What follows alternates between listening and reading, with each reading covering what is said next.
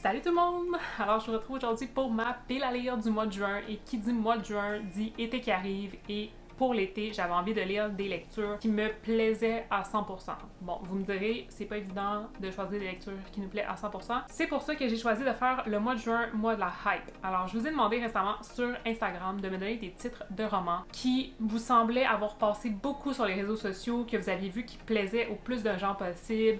Je voulais lire des trucs vraiment populaires. Alors, c'est rare que je vais lire des trucs populaires. Normalement, j'entends que la hype soit passée justement pour pouvoir vraiment avoir mon propre avis et pas me fier sur la vie des autres, pas voir de spoil passer parce que souvent quand il y a une hype sur un roman, quand il y a un roman qui sort qui est vraiment populaire à sa sortie, on dirait qu'il y a des fois on va passer des spoils et moi je déteste me faire spoiler des histoires, genre c'est le truc que j'haïs le plus au monde. Je veux vraiment découvrir les histoires à 100%, même que des fois je lis même pas les résumés à l'arrière parce que je veux moi-même me faire mon propre avis, découvrir l'histoire le plus possible, près de 100%. J'ai choisi 8 livres pour cette pile à lire du mois de juin parce que je voulais quand même pouvoir lire autre chose à l'extérieur. C'est tout le temps ça, un peu les piles à lire, parce que de un, je respecte jamais mes piles à lire, c'est tout le temps un fiasco. Puis de deux, mais je veux pas me mettre trop de pression non plus de lire comme vraiment absolument ces trucs-là. Je vais recevoir d'autres choses, je vais acheter sûrement d'autres choses, je vais... Bref, vous comprenez un peu le principe. Je veux pas me mettre de pression et surtout avec l'été qui arrive, on va peut-être plus pouvoir aller à l'extérieur, surtout que là, le déconfinement, c'est parti, je pense. On touche du bois pour le déconfinement. C'est des livres qui ont la hype ou qui ont eu la hype assez récemment ou qui ont la hype continuelle parce que vous allez voir qu'il y a des séries que, je veux dire, on en voit tout le temps passer, tout le temps depuis des années. Il y a un livre entre autres là, que vous allez voir que c'est un peu ça. Je vous montre ça, j'ai essayé de pas tout prendre des livres parce que honnêtement j'aurais pu prendre juste de la fantasy là, j'ai regardé mes bibliothèques puis j'étais comme bon. On va essayer de prendre un peu de tout, mais j'aurais pu prendre vraiment juste de la fantasy parce qu'il y a plein de livres dans ma pile à lire qui sont de la fantasy, qui ont la hype en ce moment. Alors avant de commencer, si vous aimez la lecture et tout ce qui tourne autour des livres, n'hésitez pas à vous abonner à la chaîne, activer la cloche et mettre un petit pouce sur la vidéo si elle vous plaît. Et donc c'est parti pour ma pile à lire du mois de la hype.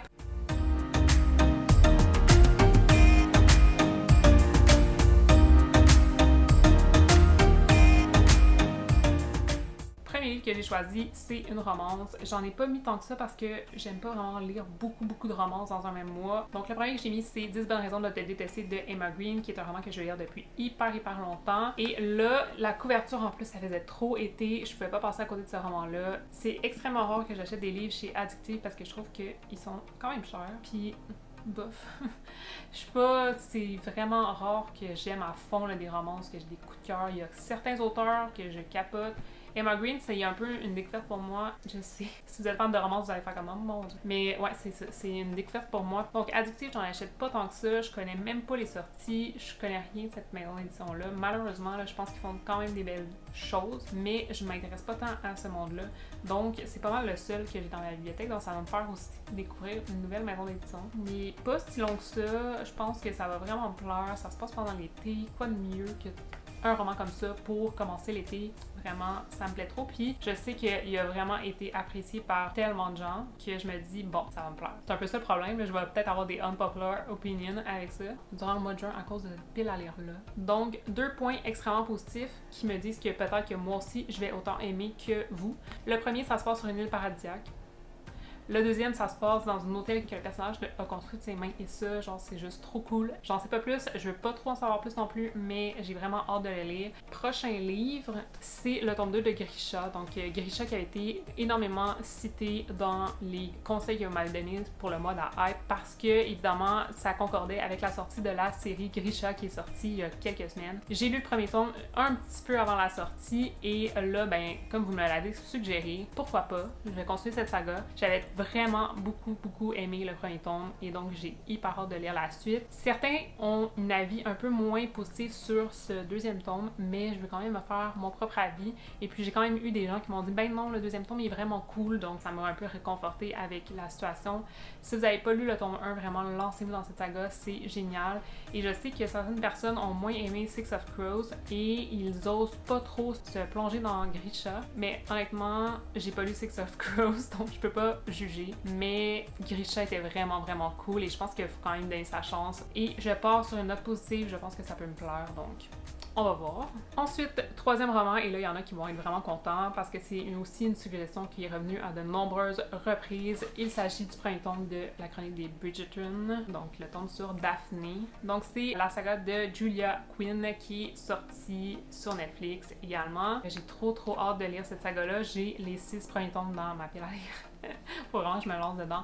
Mais je suis pas mal sûre que je vais aimer. C'est le genre d'histoire que j'adore habituellement. Et il y a vraiment eu une hype énorme autour de ce roman là, quand la saga Netflix est sortie. Ça va être parfait pour l'été. Ça va me mettre dans l'ambiance. Et si j'en crois les autres personnes qui ont lu cette saga, je vais pouvoir dévorer les 6 tomes. Donc c'est parfait que je lis ça à l'été parce que j'ai un peu plus de temps normalement durant l'été pour lire. Et j'ai hâte de venir vous en reparler. Donc le prochain, un autre roman de fantasy. Je vous l'avais dit qu'il y en a avoir quelques-uns. Mais c'est Les voleurs de fumée de Sally Green, un roman qui me fait envie depuis sa sortie. Genre, la journée qui est sortie, j'ai couru en librairie pour aller l'acheter, je l'ai pas encore lu. Ça, c'est classique moi, là, vraiment, je fais tout le temps ça. Mais ça me faisait plaisir de le voir dans ma bibliothèque et ça me fait plaisir de le regarder chaque matin quand je me lève. Il est là dans ma bibliothèque et je le vois. Mais là, vraiment, je vais le lire parce qu'il me fait trop envie. Et j'ai entendu quand même des bons commentaires là, sur ce roman-là, donc j'ai trop hâte de voir si moi, ça va me plaire. Donc, il y a un journal qui a lu ce livre et qui a fait le commentaire qui est écrit derrière le livre que c'est un Game of Thrones pour les ados. Donc ça, je trouve ça vraiment cool. J'ai hâte de voir là, si c'est vraiment ça, mais je trouvais ça vraiment cool. Là. Donc, à suivre, mais je pense que c'est le genre d'histoire qui pourrait me plaire. J'ai l'impression que ça va se lire assez vite. Donc ensuite, je vous parlais d'un livre qui a la hype depuis hyper longtemps quand j'ai fait l'intro de cette vidéo-là. Et voilà, c'est le moment de vous le présenter. Donc, je vais lire le premier tome de Percy Jackson. Donc ça, c'est un roman, vraiment, on s'entend, là. Il y a la hype depuis un méchant moment. J'ai trop hâte de le lire. J'ai vraiment hâte de découvrir cette histoire-là. J'ai jamais lu Percy Jackson. Vous pouvez vous croire ça. Mais j'ai vu les films, par contre, donc j'espère que je vais quand même aimer. Je me rappelle plus tant du film, donc ça devrait m'aider. Je sais que j'avais adoré le film puisque j'avais vraiment trouvé l'univers vraiment cool. Donc, j'espère aimer le roman. C'est quand même un roman jeunesse, donc c'est écrit assez gros, là, ça devrait se lire assez vite. Mais j'ai vraiment hâte de découvrir cette histoire-là. Puis j'ai les tomes 2 et 3, je crois, aussi dans ma palle, donc au moins, je vais avoir quand même la suite. Puis, ben, c'est un livre qui semble pas se démoder là, avec le temps, donc qui a la hype depuis un bon moment. Je pense que là, c'est vraiment le temps de le lire. C'est le moment, là, faut vraiment que je me lance dedans. Donc, sur les 8 livres, j'avais 3 livres de fantasy, c'est quand même pas mal. Ça va, là, je veux dire, j'ai quand même réussi à trouver autre chose. Je trouve ça cool quand même. Donc le prochain, c'est un young adulte. Donc c'est Cendrillon 2.0. Donc c'est le premier tome de la saga. Et celui-là me fait envie depuis que je l'ai reçu également. Il a l'air trop génial. Puis il y a eu une hype vraiment énorme, autant quand il est sorti en VO, sous le titre de Gay Cruella, autant quand il est sorti en VF, il y a eu un autre hype différente. J'ai très hâte de le découvrir à mon tour. Puis l'histoire a l'air vraiment cool. C'est un livre pour ados, ça a l'air génial, ça va se lire assez vite. C'est un lumen, donc c'est écrit quand même gros. Les lumens sont souvent écrits gros. Celui-là, c'est le cas. J'ai trop hâte de découvrir cette histoire-là. Surtout que j'aime quand même l'univers de Cendrillon, donc je sais pas si ça va vraiment se calquer sur le conte, mais j'ai hâte de voir. Il y a aussi des petits textos à l'intérieur. Ça, j'aime ça, les livres qui ont des petits suppléments là, comme ça. C'est pas juste un texte continu. J'aime bien ça. Et voilà pour celui-là. Le prochain, c'est un roman qui ne se vend pas au Québec malheureusement, donc moi je me suis procuré sur Amazon. Donc sur Amazon, un autre petit truc, j'en ai donné un dans ma dernière vidéo là, lors du book haul pour commander sur Amazon, mais un autre petit truc. Donc quand vous faites une recherche sur Amazon, vous pouvez chercher pour des livres qui ne se vendent pas ici. Parfois sur Amazon Canada, on peut acheter directement sur le site de Momox via Amazon. Vous pouvez aussi directement aller sur Momox, là pour vrai,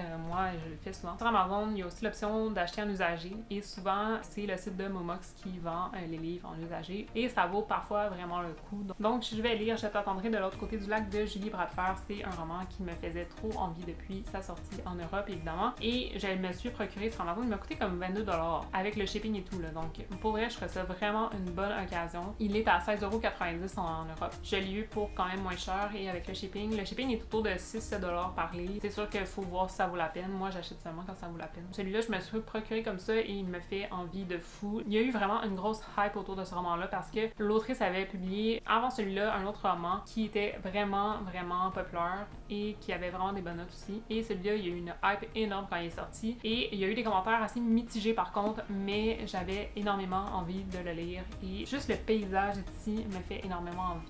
Je pense que je l'avais mis dans un autre pile à lire que je vous ai fait sur YouTube il y a pas très longtemps. En avril, le mois de mai, un des deux. Et ben je l'ai toujours pas lu, fait que je le remets dans celui-ci.